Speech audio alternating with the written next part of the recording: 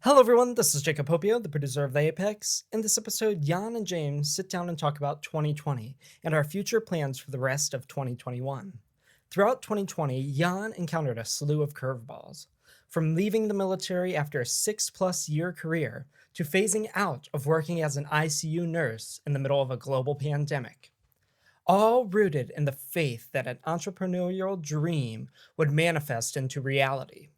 For the rest of 2021, Jan's mission through the Getting It Off My Chest segments is to establish a firm stance on the state of freelancer industry, educate local freelancers and small business owners on ways that the digital market is evolving, and finally empower and liberate the thousands of talented people around the world striving to make their circles of influence a better place. Tune into this episode to learn about the difference between intention and perception, and how you can use intentional action to change your perception of what's possible in your life.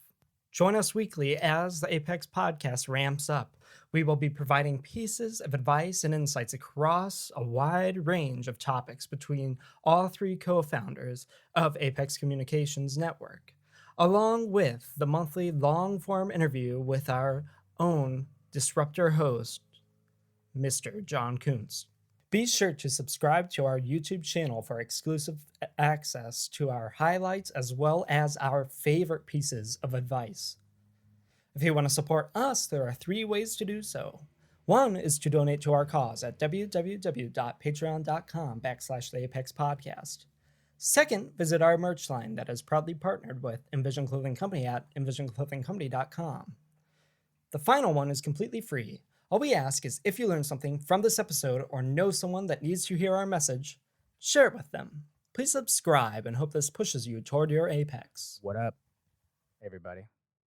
It's your boy, Jan Almacy. And I know you're used to me saying, welcome, everybody, to another episode of the Apex Podcast. But we're going to switch it up in 2021.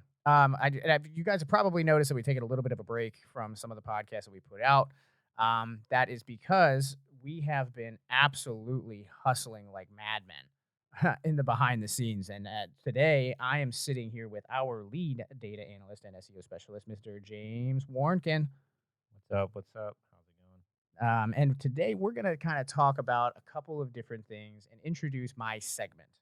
So, for those of you that have never met me before, my name is Jan Almacy. I am one of the co-founders of Apex Communications Network, where we like to disrupt things in the marketing industry. We don't call ourselves a marketing firm. We're not a brand agency. We're not a social media marketing agency. We are a full service brand strategy firm. And a lot of people ask us what that means, right? And what that means is that we are a team of scrappy innovators that uses a combination of data, design thinking psychology, and cutting edge technology along with storytelling to drive revenue for your business by turning your brand into an experience that brings customers back time and time again. And we came to that premise because of this really, I want to say like visceral gut feeling that I have about something I like to call human centrism. And making sure that when you're approaching the relationship with a consumer of whatever your product is, I don't care if you're B2B, I don't care if you're B2C, I don't like none of that really matters, because in the end, it's really B2P. And I've heard that a couple of different times. I absolutely love that comparison that at the end of the day, it's not B2B, it's not B2C, it's business to people. And so today, me and James are going to talk about one subsection of this human centric concept that we utilize here at Apex Communications Network. And that is the difference between intention and perception when you're posting things, especially because I absolutely love content. That's what had me fall in love with this industry in the first place. And James, as much as he is a data analyst and really more of a data scientist when it comes to SEO and all of the ways that we can help get our clients discovered, he also is super passionate about content. And James, why don't you tell him a little bit about the gifts that you've created and how that, what the intention was behind that and how it's been perceived thus far. Right. So with the gifts, I kind of just started as like a whim idea that I had because I went through the process of getting like an Apple developer license, right, to make a sticker pack extension for the iMessage keyboard. Well, that stemmed, and I was like, well, they can only use this in the iMessage keyboard. What can I do to put it out in other places so more people can find and use it? And one of the things that really came out of that was finding Giphy, which is the platform that allows you to make stickers and GIFs that populate on all of the social channels. That includes Facebook, Twitter, Instagram, Snapchat, even. And with those GIFs, I just wanted to make something fun, light content that any person could use at any time. And I really just started thinking about like the common terms and the common language and some of that people are trying to portray in like a graphic or an image. So I started making them, and one of your favorite sayings is Roger that. So I made a walkie talkie that had like the little speaker, and out of it was a speech bubble saying Roger that. And that to date is the biggest GIF on our channel with almost 200,000 views alone. And in total, we're pushing closer to 700,000 views in just like 3.5 months. I was gonna say the beautiful thing is when we hired you, right? You were everything that we talked about was 7 certifications across different SEOs, at different systems. Google partner. You're one of the only people, one of 2 people, right? I think in Stark County that's certified in SharpSpring. And so like there's all of these different things, these certifications that you had. And one of the things that I remember talking about when we were sitting down first bringing you on board was like, what are you actually passionate about though? Because you can be, and for everybody that's listening, you can be passionate about a bunch of different things inside of the jobs that you do, right? So James, for a perfect example, is actually extremely passionate about the data side and the SEO side. But there's this alternate passion that we were able to unlock just by asking a question like, what do you like to do? And we found out that creative is one of those things. And now, by unlocking and allowing you to pursue that creative ability, we're looking at one more time. How many views are we looking at on the GIFs? We're pushing close to 700,000. Yeah, so we're gonna hit a milli by the end of February, most definitely, Yeah, probably. right? And that would have never happened if we weren't Exactly. intentional about asking the question and understanding your perception of who you are. Right. And just to like emphasize that, like I've only been doing SEO and data for like 4 years. What the art side has done is I've been doing that since I was like 4 or 5. Me and my 2 brothers would pull up a cartoon on the computer, and we'd all sit at the computer desk and draw that cartoon out by hand without tracing, without like anything. We would try to see who could get the closest to make SpongeBob look like SpongeBob, or make um, Finn and Jake from Adventure Time look the most real. And that's where that all kind of started. And as I got older and started like branching out into different mediums and things like that, I eventually got an iPad and started making my own cartoons. And I was doing that on my own just for fun through college. And I knew at a traditional agency, I was never going to be able to do anything with that outside of like personal enjoyment. And with Apex, like you guys kind of more encouraged me to do it. And like I did all of the graphics for our website, all of those cards that are on there. I've done graphics for clients, and I'm not a graphic designer. I don't call myself that. I would never try to sell that as a service on my own. But you guys kind of pushed me to continue to practice and refine and get better at it. And like I took all the advanced art classes in high school, took one art class in college and didn't really like it. So I've just kind of taken it on my own, like with the SEO, that's all self-taught. So like the 2 passions I have, like I didn't get out of a classroom. They've just naturally come over the 23 years that I've been just exploring and trying different things. Right. And so that's actually a perfect segue into like exactly because these episodes, for those of you that are listening right now, that these episodes that we put out are meant to be things that you can really tangibly grab onto and implement in your life, right? Like I really wanted a segment where I just was able to get behind a mic, and I've been telling the team since January 1 of 2021 that our mantra is be intentional this year, right? Last year it was he who hosts the party holds the leverage, but this year it's all about being intentional. And that I have a lot that I need to get off my chest. And that's what I have been saying since the beginning of January. we kind of have been waiting and like developing these podcast segments. And I know that we've been on pause for a little while, but y'all, I'm telling you, you can be ready for weekly podcast episodes to return because we're back at it.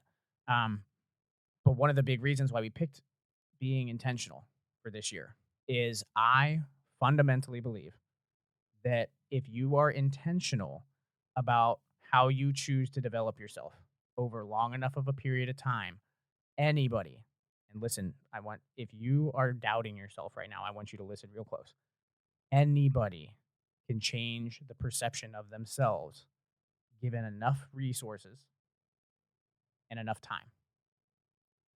And if you are a person that is in a position that has the ability to influence somebody in a way that may allow them to change their self-perception, it is not just a duty, but a privilege to be able to help that person with their intentions. You see, and I know that it may be a little bit philosophical. It might be a little bit, ethereal, but that tends to be where my brain goes. That's why we're splitting things up into a couple of different segments. Jacob's going to have his own. RJ is going to do his thing because all three co-founders bring a beautiful mix of skill sets to the table. But I'm curious, James, like when we talk about changing the self-perception of yourself, today, you just took a client from an initial pitch all the way through sale and invoicing. You led that. You're in any other situation, I doubt that you would have had the ability to do both sales, data analytics, and graphic design, right? Not at all. Right. So what I'm curious about and what I really want to wrap up this last 10 minutes of this segment and this conversation is what has it been like? I guess, what things have you noticed about yourself since September when we first started working here? What things have changed because of the way that we have been helping to guide the intention? Has there been a shift in self-perception? Because I feel like there definitely has been, because I'm seeing it as it's growing. But I'm really curious to hear your opinion on it, because I think that there's a lot of people that could probably benefit from what you're going to have to say. Right. And like the biggest like change or shift was I went from not wanting to be noticed. Like I've told you multiple times, if you try to look me up, you're probably not going to find me. Yeah. I have a Facebook Right. page and a LinkedIn profile. That's it. Yep. There's no Instagrams. There's no Twitters. And I really have shifted from wanting to just be like the shadow to wanting to be somebody that can take what I've done or what I've tried to do and been able to accomplish and share that with other people to try to empower them to push. So one of the things like I'm looking into right now is the TikTok, right? And with that, like there's going to be a split because I'm going to try to educate people on how to be sensitive and empathetic towards people with a quote disability. But on the flip of that, I'm going to be trying to connect and build up and empower those people who have a quote disability to break out of their corner or their shell that they've kind of been put in, and show people like outside of your disability, you are a person, you have interests, you have hobbies, you have things that you care about. Talk about those. Don't always talk about how do I do this while being legally blind.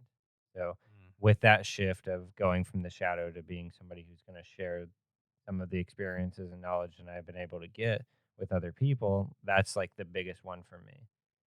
The other side of it, like you said, with the sales, I went from feeling nervous and underselling myself to realizing the worth and the value that I can bring to the table when it comes to helping a business.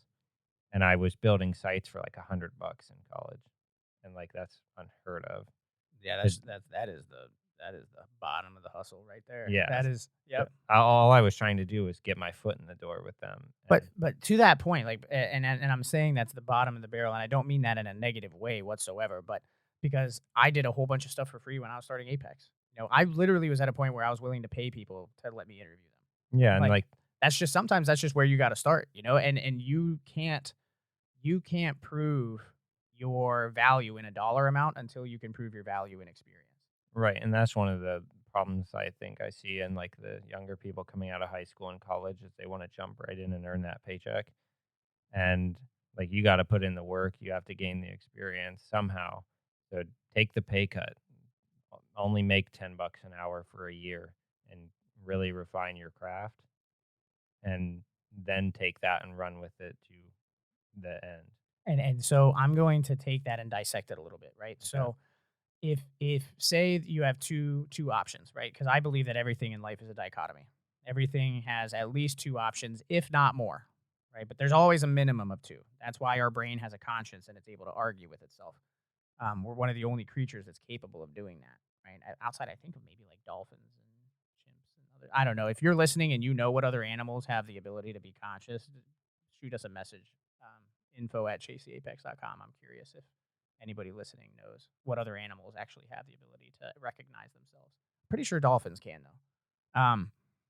But so you said you started off not wanting to be noticed, and then over time, because of exposure and practice and putting yourself in uncomfortable situations, and me forcing you to like give me a pitch after 30 seconds of thinking about it over and over and over again, which you hated, by the way.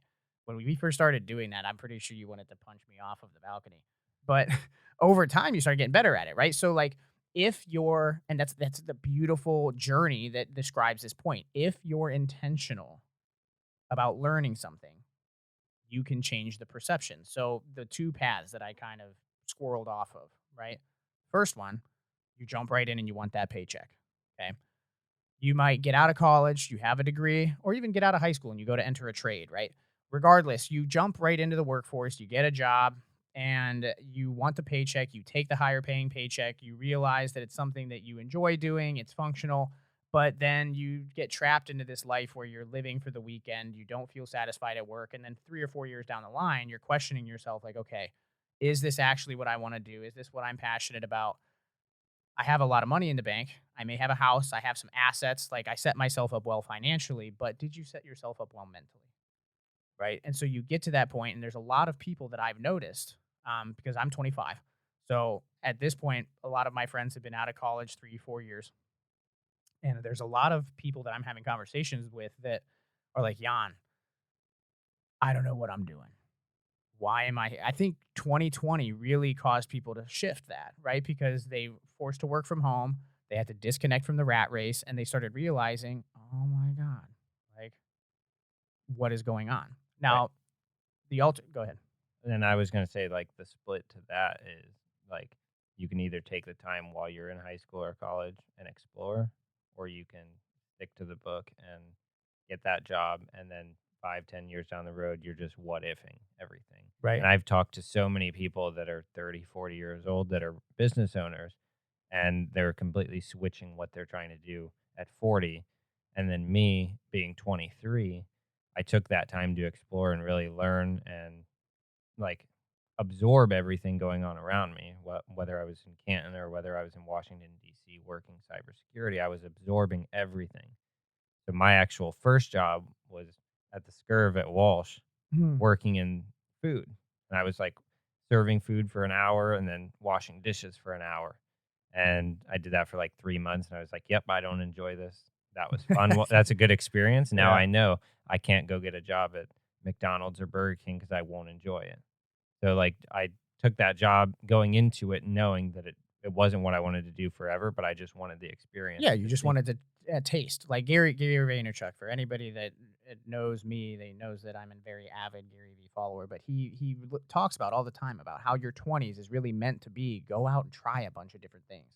And so something that James touched on right there, that if you're a high school student or the parent of a high school student or you're an early college student, shit, I don't, if you're 40 years old, like James said, anybody across the lifespan has the ability to reroute, right? It's never too late. It's No. never too late to change something. I know my mom went back at 50 years old to get her master's degree in teaching and accomplished it. Passed all 3 state board certifications and is now officially a master's degree and then certified teacher in the state of Ohio. She set that goal for herself in her 20s, took 18 years off to raise kids, and now 27 years later, she's got her degree. Right. And like Right. attributing like technology and all of that is like really what makes things like that possible nowadays. Exactly. So like if you were living in the 40s or the 50s and you took a 10, 18 years off of whatever you were trying to do, like the chances of you being able to go back into that were much smaller than they are now. Whereas you can open your computer, go on a job search site, submit applications, and get interviews, even though you haven't done it for 20 years.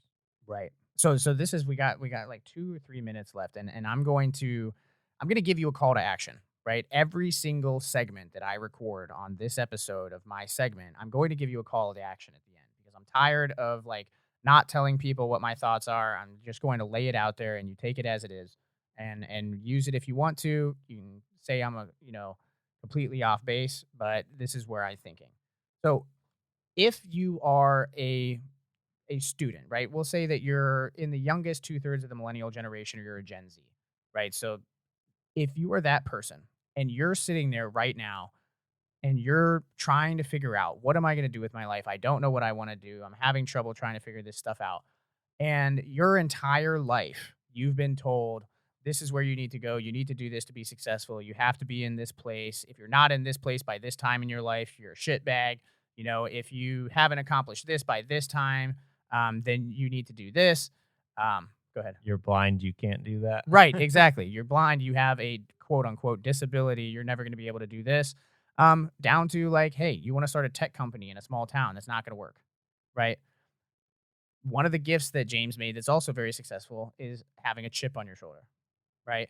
And a lot of people look at having a chip on your shoulder as something that means that you have to be like aggressively relentless in your goals. And I think that that's the wrong way to look at it. If you are that person, understand that the reason why you're feeling the things that you're feeling is because you were raised in a world that was dictated by parents and that were dictated by people that had the perception that you need stability in order to survive, right? Our parents were raised in a world without Google. They were raised in a world like in the 1940s. Our grandparents, my grandpa was born in 1938. If I would tell him I'm leaving a nursing degree with a stable job at the hospital, making almost $70,000 a year with full benefits and a 401k to start a business, taking pictures and writing blogs, he would have told me I am batshit crazy, right? He would have looked at me and been like, Janishko, to nie je dobre. That's not good. You should not do that, right? And then my dad was born in the 50s, right? Grew up in the 50s or in the 60s and 70s is really where he starts to remember life. And at that time, we didn't have access to widespread information like this. If you wanted to go learn something, you had to A, go to a library, and B, hope to God that the library had the book that you're looking for, right? So information was harder to access. Now, they have a lot of skill sets, and this is a message to you millennials. And I say you millennials because I am one. Don't underestimate older people's ability to teach you how to navigate leadership situations. Because Gen X, baby boomers, if there is one thing that they are damn good at, it is being loyal and understanding how to run a team, right? They may have a little bit of trouble trying to integrate millennials and Gen Zs into a team because we tend to be a little bit more like, I'm going to do it this way. But that's part of what James said when it's take that $10 an hour and be willing to learn, be willing to understand, be willing to empathize with where they're coming from because they have a lot to offer. All right. And then on the reverse side, if you are a boomer, a baby boomer, or a Gen X, a boomer, a baby boomer, or a Gen X, and you're working with a team that has millennials and Gen Zs on it, understand that they are more than likely going to require a lot more nurturing to be loyal to your brand for no other reason than the fact that we were raised with the ability to find any information that we wanted to almost instantaneously, learn anything that we wanted to learn about without having to find a book, without having to pay for a class, because we had Google, because we had the internet. We were able to communicate globally from a very young age. We're able to find information and teach ourselves how to use it at a very young age. I just put out a Facebook post the other day about how millennials between the ages of 25 and 35, we were hard coding HTML into our MySpace pages and our AIMs and our AOL emails as kids. I was like 10 years old taking HTML code and adding it into AIM so that I could have a flashing background with music that played when you opened up my chat box, right? You start to think about the fact that those are the skills that we were building at 10 years old, it leads to a whole bunch of cool stuff. So understand that you have the ability to turn yourself into whatever you want to become because you have the ability to access information wherever and whenever you want to. So there is literally no, I almost cussed. I'm going to start dropping the F-bomb because I'm getting passionate. There is literally no freaking excuse to not go out and learn something new. There is no excuse to not listen to that tiny whisper in your gut that's telling you you're worth something more. In 2021, if there is one thing that I want you to do, I don't care if you listen to the podcast, I don't care if you follow the blogs, I could give two shits if you care about our gifts. If there is one thing I want you to do, it's look at yourself in the mirror and ask yourself, what do I want? Who do I want to be? And how can I get there? If you can look yourself in the eyes and make that decision and understand, I'm looking at a reflection of a person in the mirror and I have full control over who that person is and who that person has the ability to become. If you can understand that, the world is yours. It may not be today, it may not be tomorrow, but with consistent, intentional action, you'll be able to change the perception of who you are. And to kind of last note on that is I don't come from a very good last name. So perception for me when I was at a former agency, like we started it with a client that my parents had worked for, my dad specifically. And I don't know if there was bad blood with them, but I know that they had a relationship. So one of the things that scared the shit out of me going into working with that client was, are they going to think anything because of my last name? So even if it's something like your last name or who your parents were, who your grandparents were, you can still change that perception, even on those kinds of details, not just what you're doing or what you've done. Oh yeah. Yeah, if it's not your fault, and that's something that I want to make sure that you understand. It is not your fault if the perception of your last name is negative. But I always add these, dichotomous requirements, but, comma, it is your responsibility to change it if you want it to be changed.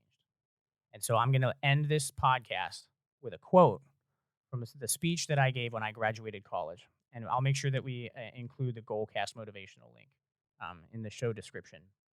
But this is what I want you to know. If you're not proud of your last name, go out and prove yourself to the world.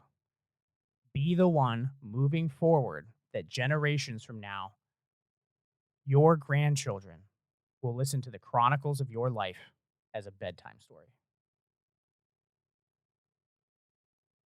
That's it. So until next time, another episode of the Apex Podcast. My name's John Almacy. I'm sitting here with Mr. James Warnkin. And I pray that in 2021, you take the time to really understand who you are.